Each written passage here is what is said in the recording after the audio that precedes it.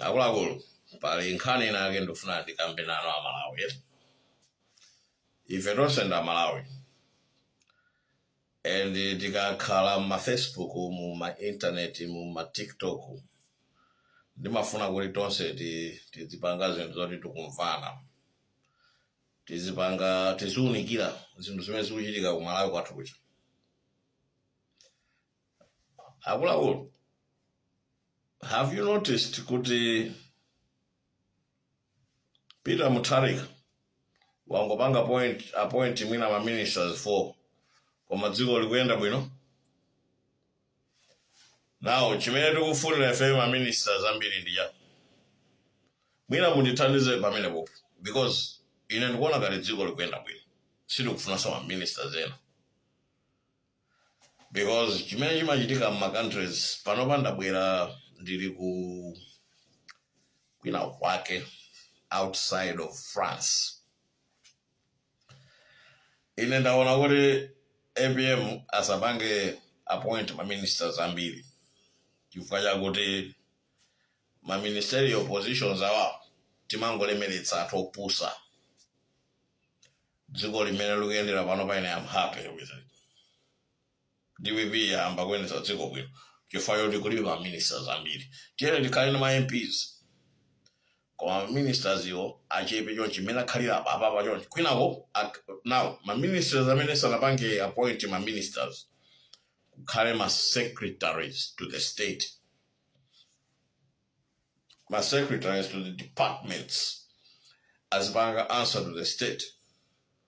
Ndoti Gangara uja ni minister of state, Gangara didn't shit on him, because you have to look after my ministries on sale. Tamvan. The men do you on it. Now, tikakhala ministers zochepa, it means kuti situpanga strain government, situpanga strain Ministry of Finance. What we are doing is that kuti ministry ya state ija is panga allocating my budget is directly to the Ministry of Health through the departments. Also, the kugwisa ntchito minister ne amene ujayo afune njira yobela apo abe chani. I mean, tatena Malawi tiziganiza ma secretaries aku ma ministries aja anthu ofunika, because ndi ma technocrats ndi anthu otanapita college. Minister tokhala oti alibe degree, koma ngati ma technocrats, ma directors ali ndi ma degree, ndamene tikufuna ifeyo. Let us make ministerial position is color ceremonial, but not important.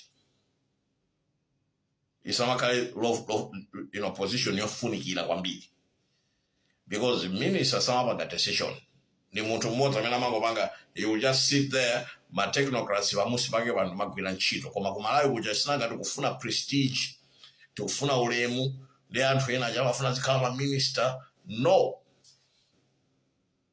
ma ministry ofunikira wapanga zimene wapanga ipye muzanzeru wambiri: foreign affairs, finance, state. Tatene tisamapuse ayi. APM waronesa zinthu zanzeru laba waonesa kuti what's the most important thing? Ministry of State, Finance, Foreign Affairs. Koma dziko likuyenda po, inflation yapanga boom. Reserve Bank is telling you kuti the system is working, the streets are going to have forex. Kulibe zoti muzikanika kutenga kadi ya banki yanu ndikukagula katundu ku South Africa mubwerese mu Malawi zinthu ziyende popo, mukafika kumene kuja makada chakugwira ntchito. Kuganiza kumene kuja kukwatha a Malawi ndikuze.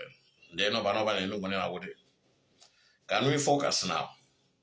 Zama ministry ena zitayeni mene ilili boma panopa, it should be like that. Musabwerese so ma ministers ena mungo panga cloud